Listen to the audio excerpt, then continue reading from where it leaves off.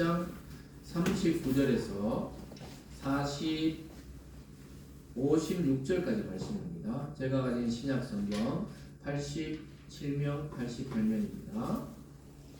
누가복음 1장 39절에서 56절까지 말씀인데요. 제가 42절까지를 봉독해 드립니다.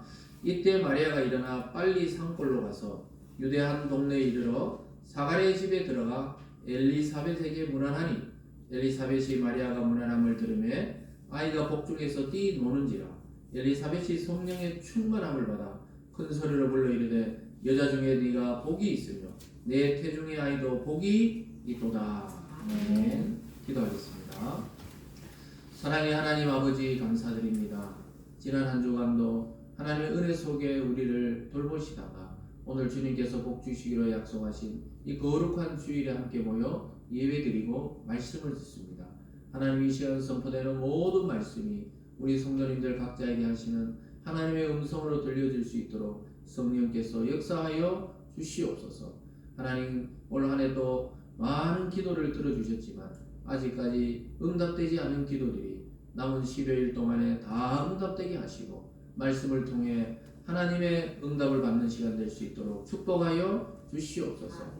감사드리며 예수님 이름으로 기도드리옵나이다. 아멘. 오늘 본문을 중심으로 여자 중에 내가 복이 있으며 라는 제목으로 하나님 말씀 증거하겠습니다. 우리나라에서도 복이란 말을 많이 씁니다. 그래서 새해가 되면 이제 또 곧 새해가 되면 새해 복 많이 받으세요 이렇게 인사합니다. 그리고 뭐 여기서는 해피 뉴 이어, 새로운 아주 행복한 새해를 맞이해라.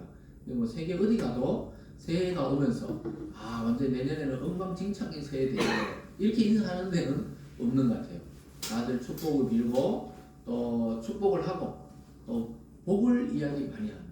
특별히 우리나라도 복을 이야기 많이 하죠. 그래서 예전에 숟가락에도 복자를 적어놓고 베개도 복자, 방석도 복자, 복 복을 적어놓는데 그렇게 복을 많이 받은 것 같지는 않습니다.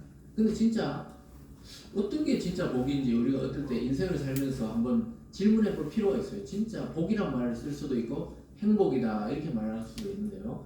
여러분 어떨 때 가장 행복합니까? 인간에 있어서 인생에서 가장 행복할 때는 언제입니까? 기다리던 아이들이 출산했을 때 너무 기쁘죠. 정말 이 출산의 기쁨은 말로 표현할 수가 없어요. 그리고 또 자기가 사랑하던 사람과 결혼에 이르게 돼가지고 그래서 사랑하는 부인, 사랑하는 또 신랑, 신부 얼굴을 보면요 행복해 보입니다.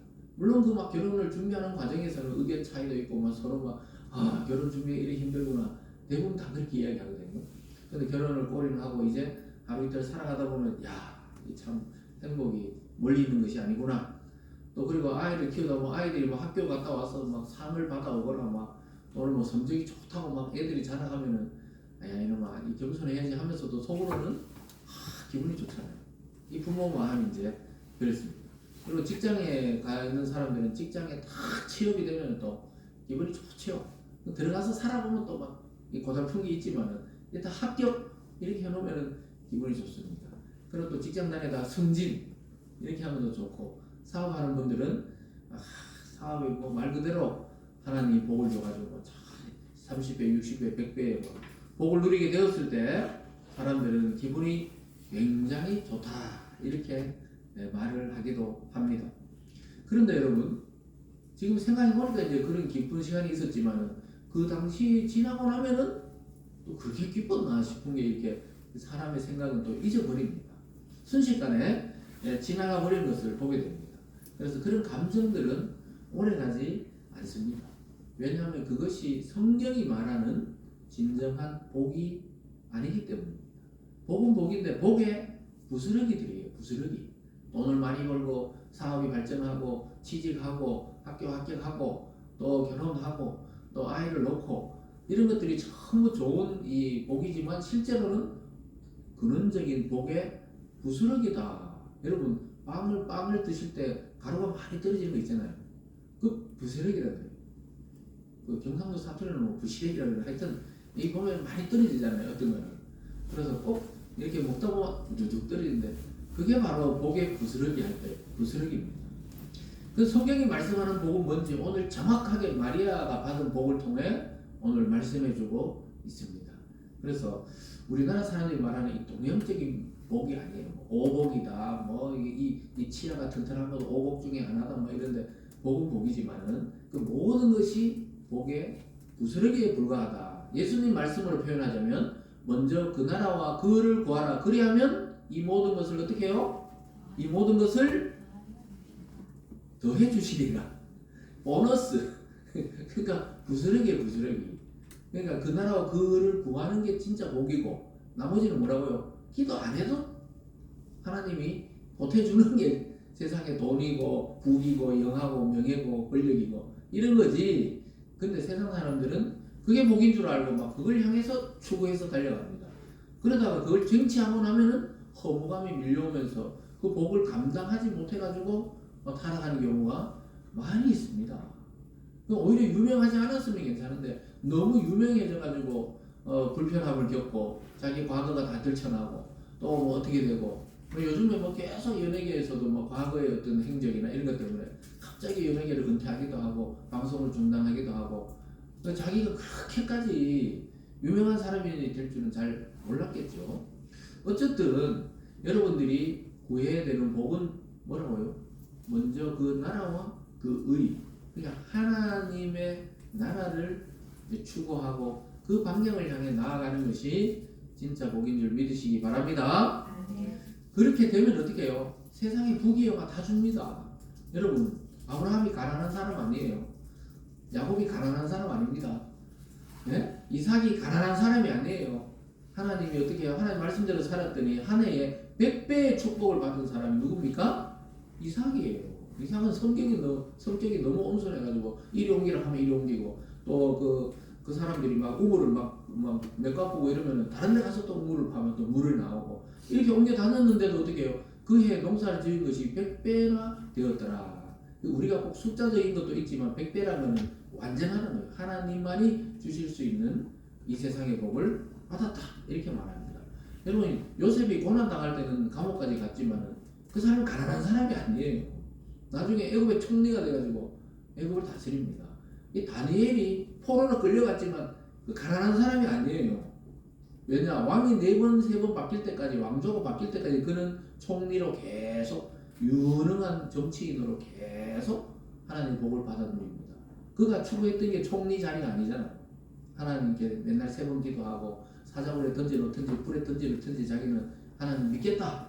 이렇게 신앙을 하나님 나라를 추구하니까 어떻게 해요? 세상은 복이 따라온 거예요. 우리 그리스도인들이 착각하면 안 돼요. 오늘날 현대교회에서 막 복이다, 축복이다 이런 말을 많이 쓰니까 자꾸 우리도 돈 많이 벌면 축복이고 건강하면 축복이고 또 권력을 잡으면 축복이고 그거는 축복이 뭐라고요? 부스러기라.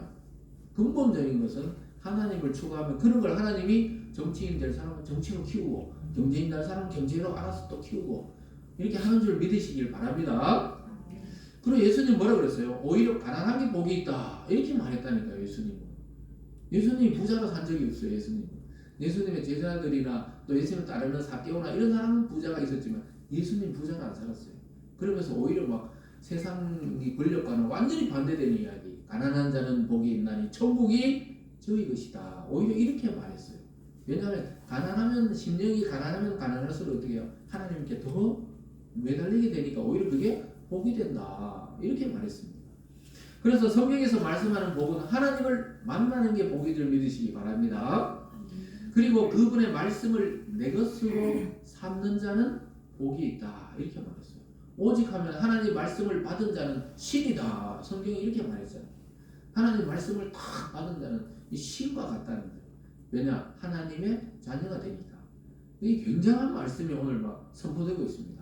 근데 오늘 어떤 여인이 계속 복받았다 하는 이야기를 오늘 듣게 돼요. 자기 현실은 어떻게 해요? 처녀가 잉태해가지고 막 돌로 맞아 죽을지 또 집에서도 막 내쫓은 것 같아요. 아무래도 부모 이야기가 없어요. 우리 지난 시간에 마리아가 그 이름을 예수라 하나 하는데 난 처녀인데요. 남자는 알지 못하는데요. 아니다. 하나님 말씀은 능치 못할 일이 없다 이러니까 아멘 하고 받아들이고 난 이후에 이 마리아의 인생은 고통의 연속이었습니다. 그런데 성경은 그가 복받은 여자라고 오늘 말씀하고 있습니다. 이게 여러분 이 사고를 완전히 바꿔버려야 돼요. 세상에서 우리가 살기 때문에 자꾸 복을 그런 걸로 생각하는데 그런 게 아니라고 성경이 지금 말씀하고 있어요. 완전히 천지를 개벽하는 말씀입니다. 그래서 막 자기가 복이라고 이야기하니까 복인 줄 알겠는데 확정해주는 사람이 없었는데 오늘 마리아가 복받은 여인이라는 것을 확정해주는 인물이 있습니다.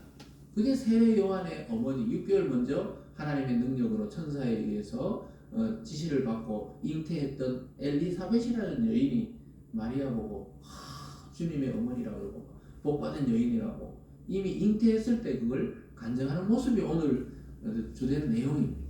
그래서 오늘 말씀을 통해서 인간이 가장 행복할 때는 하나님의 음성을 딱 듣고 그 말씀을 듣고 순종할 때 기적이 일어나는 것이 가장 큰 복인들을 믿으시기를 주님의 이름으로 축원합니다. 그래서 저와 여러분 모두가 오늘 말씀을 통해서 우리에게 주시는 가장 좋은 그 말씀의 복을 받아서 진짜 행복한 인생을 지금부터 살아갈 수 있기를 바랍니다. 오늘 첫 번째로는 세례요한의 어머니 엘리사벳이 마리아를 축복하는 장면으로부터 시작됩니다. 오늘 본문에서 보면요, 아주 놀랍게도 하나님의 특별한 사명을 가지고 태어날 아기를 잉태한 두 여자가 만나게 됩니다. 이 굉장히 거리가 멀거든요. 마리아가 살던 그 갈릴리 나사렛하고 엘리사벳이 살던 그 예루살렘 밑에 저 지역에 그하고는 거리가 멀어요. 그래서 이스라엘은 북쪽이 평야지대고 남쪽이 산악지대거든요. 오늘 마리아가 천사의 이야기를 듣고 야, 나이가 많아서 너희 친척 중에 애를 못 낳은 사람이 애 뵌 지가 벌써 6개월이 됐다. 하나님 능치 못함이 없다. 그 얘기 듣고 확인하고 달려갑니다. 달려가요. 근데 여기 성경에서 막 달려갔다 그러지만 실제로는 굉장히 먼 거리입니다. 여인이 혼자 가기에는 굉장히 먼 거리예요. 그 대다수 학자들은 아마 혼자 간 게 아니고 아마 잘 마리아와 뭐 친한 사람이나 아니면 누구 같이 갔을 것이다 이렇게 말하는데 일단 기록은 없습니다. 어쨌든 달려가요. 상당히 먼 지역을 거리상으로 달려가서 엘리사벳을 만나게 됩니다. 근데 아주 놀라운 일이 엘리사벳이 이미 6개월이잖아요. 애들 6개월 정도 잉태되면 저는 뭐 애기를 뱃속에 배본 적이 없지만 이게 6개월 되면 어때요? 움직입니까? 애들 태동을 해요? 뛰어놀고 발로 차고 이럴 때가 됩니까? 6개월 되면 3개월 때는 아직 잘 모르지만 한 6개월 되면 아마 움직이는 것 같아요. 그 애가 이제 약간 만삭 8개월 되고 9개월 되면은 제가 부인의 배를 만져보면 있잖아요. 이게 어때 애 찬다 그래 딱 만져보면 배가 불룩 이게 나오더라고. 애 발이 만져지는 것 같아요. 막 하고 막 애들 막 음악 나오면 댄싱을 해요. 뱃속에서 막 엄마 막 배가 아픈데도 쟤는 즐거워가지고 막 댄싱을 한단 말이에요. 이거 진짜 신기하거든요. 나중에 만삭되면 진짜 배 터지는 거 아닌가 이런 생각 옆에서 막 걱정이 돼가 막 오일을 발라주면서 막 이거 막 배 터지는 거 아닌가 하면서 막 근데 배를 그거 하다 보면 배가 또 불룩불룩 튀어나와요. 발로 팍팍 찹니다. 이제 나올 준비를 하는데 신기하잖아요. 그러니까 이게 엄마가 성령 충만하면 애도 성령 충만해요. 왜냐면 여기서 다 영혼이 이미 형성되기 때문에 애기가 사람으로서 딱 생기기 시작할 때 하나님 영혼을 부여하거든요.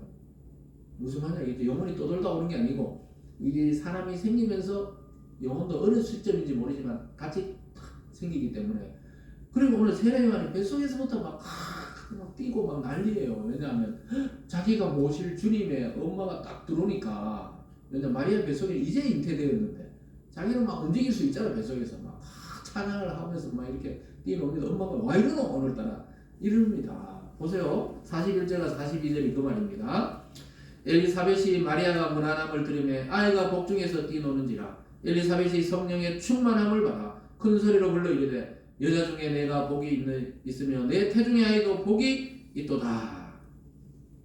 마리아가 문 열고 엘리사벳 계세요 이렇게 밖에서 누가 계십니까 하는데 이미 아이 어떻게 해요? 다 알아보고 아이가 뱃속에서 막 뛴다는 거예요. 세례요한 이미 뱃속에서도 막 뛰는 거예요. 막 성령 받았네 이러면서 지금 안에서 뱃속에서 뛰고 있는 거예요.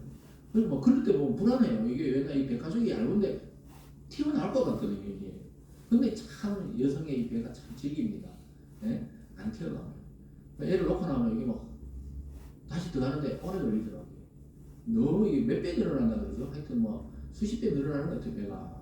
그 나중에 보면은 이게 손냐 사람이냐 막 이런 느낌이 들어요. 사실 말은 할 수 없지만 너무 배가 겁이 나니까. 그 둘째 배 때는 좀 덜해요. 경험이 있으니까 그래도 약간 대비가 되지만 첫째 때는 막 어떻게 해야 될지 막 그래가지고 보면은 그 119라는 책이 있어요. 애들 키우는 119 유아 서적인데 조그마한 전부 그 웬만하면 이제 그 집집마다 있더라고요. 우리도 그걸 사놓고 이제 유아 그 119라는 책이 있거든요. 그거 보고 막 어떻게 됐는지 어떻게 됐는지 얘가 어떤 현상인지 이제 하는 것이죠. 근데 오늘 세례요한은 초파도 안 보고 아무것도 없는데 지금 성령께서 알고 밖에서 마리아가 계세요 하는데 벌써 뛰어나오는 거예요. 그 문을 열자 말자가 어떻게 해요? 엘리사벳이 성령 충만, 여자 이 세례요한의 어머니가 성령 충만을 받고 마리아를 보고 뭐라 그래요? 딱 보자마자 여자 중에 네가 복이 있다. 네 태중의 아이도 복이 있다. 이 복이 튀어나와 버려요. 우리가 앞에서 복 이야기했는데 복이 계속 오늘 본문에 보면 계속 복 이야기가 반복됩니다. 성령의 충만함을 받으니까 마리아 뱃속의 아이와 엄마를 막 축복합니다. 하나님이 그 입을 통해 축복하는 거죠. 왜냐하면 마리아가 10대 후반의 소녀잖아요. 얼마나 불안하겠어요. 나 결혼도 안 했는데 아직 정혼만 했는데 그냥 아기가 생겼다 그러고 그러면 남편이 알아도 이거 골치 아프고 막 집에서 알면 막 쫓아낼 것 같고 동네에서 알면 돌을 던질 것 같고 이런 불안한 상태에서 달려갔는데 아니다. 축복이라는 거예요. 니와 예배노 처녀가 막 이렇게 친척이니까 친척 할머니잖아 어떻게 보면 왜 뱃노야 마리아야 니 큰일 났다 내가 숨겨줄 테니까 절대 이거 출산 몰래 해야 된다 이렇게 이야기하지 않고 막 축복을 막 하는 거예요.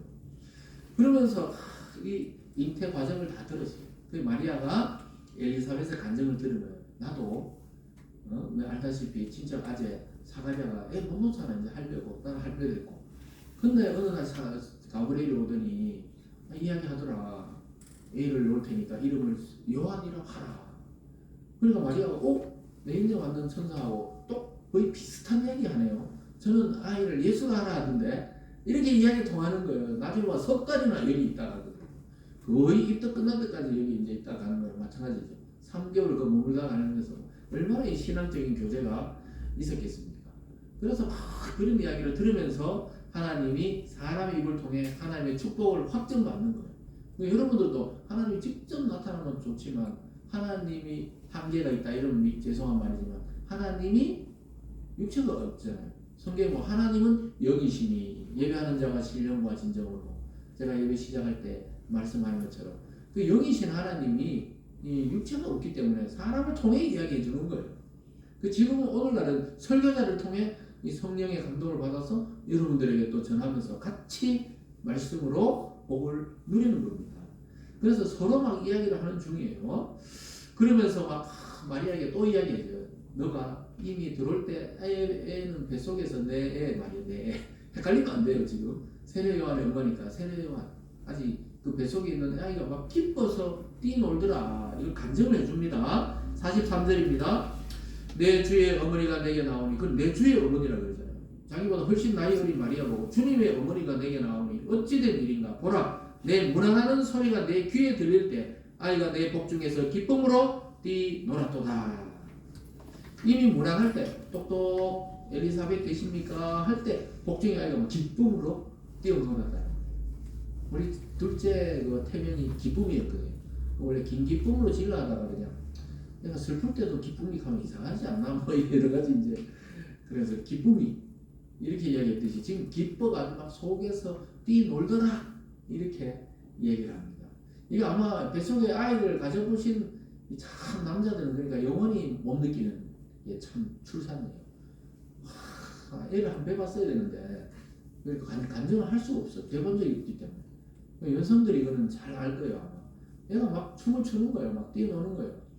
그런데 반대로 봐봐요. 애가 애 배 있을 때 막 술을 마시고 담배를 피워갖고 이러면 애가 어때요? 애가 나오면서 담배 한 대 주세요. 이럴 수도 있어요.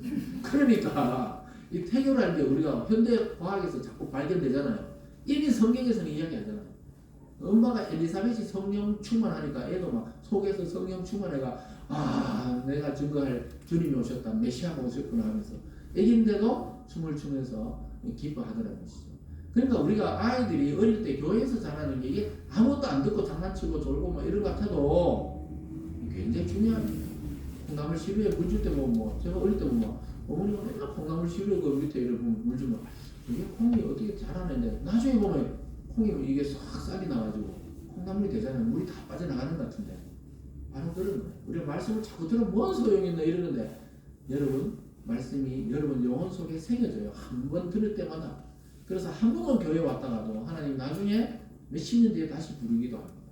그게 성령이 딱 도장을 찍어놔서 그래요. 오늘 서로 막 이야기 잘 통하는 거예요. 야, 그러다 보니 3개월이나 간증하면서 같이 지내게 됩니다. 45절 같이 읽어볼까요? 45절입니다. 시작. 주께서 하신 말씀이 반드시 이루어지리라는 믿음 그 연예에 복이 있도다. 또 복이 있잖아요. 복이란 글자가 계속 나온다니까요. 그러면서 엘리사벳은 안 거예요. 아, 이 마리아의 뱃속에 있는 사람이 이게 보통 애기가 아니구나. 그냥 우리가 나중에 주님이라 불러야 될 사람이구나. 이걸 깨닫는 거예요. 그 마리아의 모친도 예수님을 믿어서 구원받은 거예요. 자기 아들이었지만 육체로 태어날 때는. 그래서 막 천주교에서는 막 마리아까지 신성시 할 뻔했는데 이번에 고백했잖아요. 자기 교리를 마리아는 구원하는 자가 아니다. 마리아의 영향을 해서 구원받는 게 아니다. 이렇게 정확하게 교황이 이야기는 아주 그건 잘한 거예요. 마리아를 존경할 수는 있죠. 메시아의 모친이시고 그럴 수 있지만 그가 구원에 영향을 미칠 것처럼 가리키면 잘못된 겁니다. 왜냐하면 마리아도 예수를 믿고 구원받았거든요. 그러면서 오늘 엘리사벳도 그런 거예요. 내 주님의 어머니가 웬일이십니까? 이렇게 이야기하잖아요. 그러니까 모든 남녀노소가 다 믿어서 구원받을 그 사람이 네 뱃속에 있으니까 얼마나 이게 지금 복된지 모르겠다. 그리고 그것을 믿음으로 받아들인 너도 복이 있는 여자다. 이렇게 말하고 있습니다. 세상에 윤리적으로 또는 그 당시 문화적으로 보면 마리아는 이 복받은 여자가 안 되라니까요. 굉장히 위험한 지금 일이 발생한 거거든요. 근데 믿음으로 주님의 말씀을 믿겠습니다. 주의 계집종이니 말씀대로 하소서 이렇게 고백하고 나서 이런 엄청난 사건을 겪게 됩니다. 여러분 마리아가 자신에게 일어난 일을 설명했을 때 엘리사벳은 그 믿음을 칭찬하고 격려했습니다. 여러분 그래서 우리 교회에 올 때 새 가족들이나 신앙이 연약한 자들이 올 때는 격려를 해줘야 돼요. 내가 교회 왔더니 이런 일이 일어났더라. 이것도 하나님 도우십니다. 이러면 막 아이고 그런 걸 저 신비한 거 따르지 말고 말씀을 들으세요. 이러면 안 되고 하나님이 자매님, 형제님 이 믿음에 확신을 주시려고 이런 증거를 보여주셨네요. 이걸 다 이야기해줘야 교회 다니니까 뭐 이런 기적들이 일어나는구나. 이런 것들을 깨닫게 됩니다. 그러니까 격려하고 칭찬해줘야 됩니다. 이미 자신에게 일어난 그 하나님의 일이 있기 때문에 엘리사벳은 막 과감 없이 이야기해줍니다. 여러분 신앙은 그래서 이처럼 하나님에 대해서 바른 지식을 딱 가지고 복음을 잘 듣고 나서 그러고 나서는 개인적 삶에 있어서 경험이 있어야 돼요. 체험 중심으로 가면 안 되지만 말씀을 듣고 하나님은 기적의 하나님, 능력의 하나님이다. 바다를 가르고 또 비를 내리기도 하고 비를 멈추기도 하신 하나님이다. 그 하나님이 나에게는 어떤 기적과 경험을 줬는지를 개인적 체험을 가질 때 어떻게 됩니까? 확증받는 거예요. 확신이 생기는 거예요. 그러고 나면 남에게 그 복을 빼앗기지 않아요. 왜냐하면 자기 경험했기 때문에. 자기 기도 응답 경험하고 자기가 치유를 경험하고 자기가 말씀의 은혜를 경험하면은 안 빼앗기는데 지식적으로 복음을 들으면은 다 듣기 좋은 말인데 내가 그 체험이 없으면은 이게 굉장히 어렵거든요. 그래서 여러분 바른 복음의 지식과 더불어서 하나님 주시는 은혜의 삶의 체험이 있기를 주님의 이름으로 축원합니다. 그래야 돼요. 내 기도 딱 했는데 그날 딱 이루어지는 경우도 있어요. 놀랍습니다. 목회자만이 아니고 성도일 때도 하나님께 간절히 기도하잖아요. 그러면 그날 24시간 안에 이루어질 때도 있어요. 급한 일들은. 그리고는 몇 년 만에 이루어지는 일도 있어요. 그런데 일단 기도하면 다 응답되더라 이겁니다. 그래서 제가 며칠 전에 원래 기도 응답한 것에 대해서 한 10가지를 크게 적어봤거든요. 다 이루어졌더라고. 이거는 적어놔는 거지.